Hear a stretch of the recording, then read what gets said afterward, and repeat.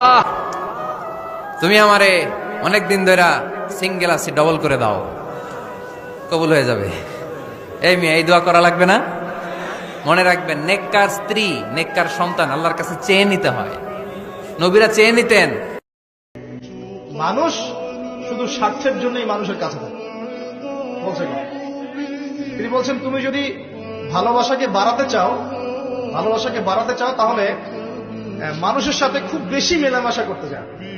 একটু কম মেলামেশা করো, একটু দূরত্বে থাকো, তোমাকে মানুষ ভালোবাসবে। আর তুমি যদি খুব বেশি ডুব দাও না, তখন তোমার মূল্য আর ব্যক্তিত্ব নষ্ট হয়ে যাবে। কাজ করে নেতা, যে কাজ করে সে নেতা হয়। শুধু বক্তব্য দিলে নেতা হওয়া যায় না, ঠিক কিনা? বক্তব্য সর্বস্ব নেতা কি আমরা চাই? আমরা এমন নেতা চাই যারা কাজ করবে আমাদের জন্য 24 ঘন্টা, যারা আমাদের জন্য মাঠে ময়দানে চলে আসবে, দিন রাত কাজ করে বাংলাদেশকে সোনার বাংলা হিসেবে তারা গড়ে তুলবে। আওয়াজ করে বলেন ঠিক কিনা? আপনি কোন আল্লাহকে ভুলে গেছেন?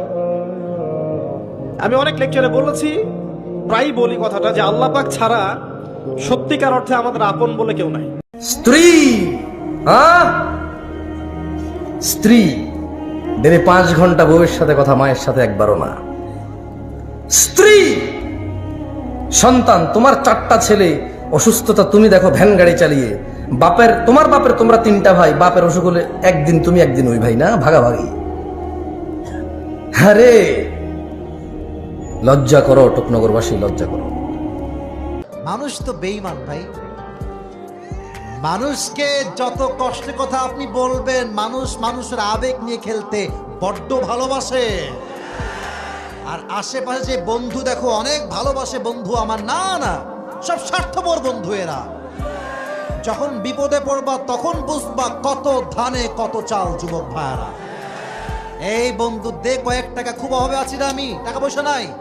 বন্ধুর পকেট ভর্তি টাকা, বলবে বন্ধু অভাবে আছি রে, টাকা পয়সা খুবই কম, খুব অভাবে আছি আমি। এগুলো বন্ধু নয়, এগুলো বন্ধু নামের কলঙ্ক, যুবক ভাইরা, ঠিক কিনা বল? আমাকে কবরে রাখা হবে। কবরে কত হাজার বছর থাকি, এটা তো ঠিক নাই। তারপরে কেয়ামত হবে, কেয়ামত হাসরের মাঠ হবে, আল্লাহ বিচারে বসবেন। সেদিন বিচার হলে বোঝা যাবে আমি কি পাই আর কি না পাই। তাহলে হাসরের বিচারের পরে বোধহয় আপনার পাওয়া না পাওয়া শুরু হবে নাকি? কালা রাসূলুল্লাহ সাল্লাল্লাহু আলাইহি ওয়াসাল্লাম, মান মাতা কামাত আলাইহি কিয়ামত। যে লোকটা মরে যায়, রুহটা বের হয়ে যাওয়ার সঙ্গে সঙ্গে তার কিয়ামত শুরু হয়ে যায়।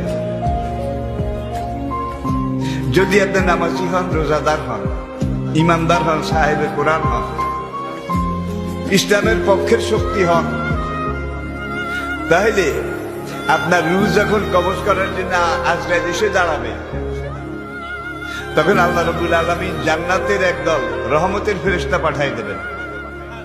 জীবনে যদি সুখী হতে চান, বুকে জমে থাকা সকল ভালোবাসাকে জমিয়ে রাখুন, কোথাও খরচ করবেন না। রাস্তাঘাটে, পার্কে, ক্লাসরুমে, অজায়গায় কুজায়গায় ভালোবাসা সব খরচ করে বিয়ের পরে যখন ভালোবাসা বিনিময় করার দরকার হবে, তখন দেখবেন পুঁজিতে টান পড়েছে, তখন দেখবেন পুঁজি আর পাওয়া যাচ্ছে না। ঠিক ঠিক না বলে হারাম রিলেশনকে না বলতে শিখুন। সৎসাহস আছে তো ইনশাআল্লাহ? কোন কোন যুবক হারাম রিলেশন থেকে বেরিয়ে আসার প্রতিজ্ঞা করবেন? হাত তুলে দেখানোর সৎসাহস আছে? তার মানে সবারই হারাম রিলেশন আছে অলমোস্ট। আল্লাহ তাআলা আমাদের সবার যৌবনকে সকল কালিমা থেকে হেফাজতে রাখার তৌফিক দান করুন।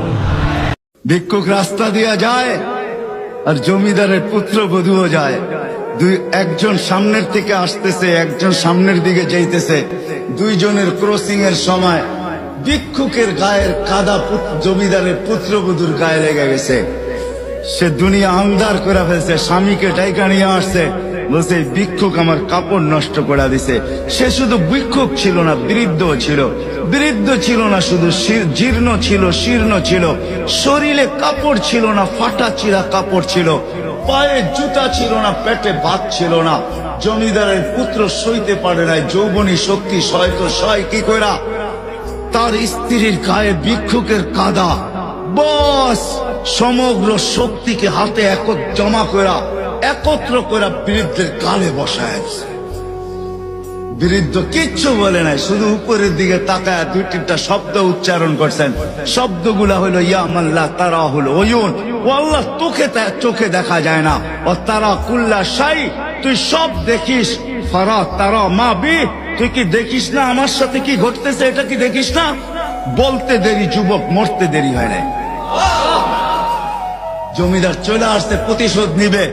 বৃদ্ধের একদিকে মুস্কি হাসি, একদিকে বলতেছে প্রেমের খেলা এমনই হয়। জিজ্ঞাসা করছে কিসের প্রেমের খেলা রে? বলছে ওর প্রেমিকার গায়ে আমার কাদা লাগছে, পায়ের কাদা লাগছে, ও সইতে পারে নাই, যৌবনী শক্তি দিয়ে আমার বৃদ্ধ গালে বসায় দিছে। আমাকেও একজন ভালোবাসে, সেও সইতে পারে না, সেও সইতে পারে না, ও তো থাপ্পড় দিয়া খেলতো, সে জান নিয়ে নিছে, জান।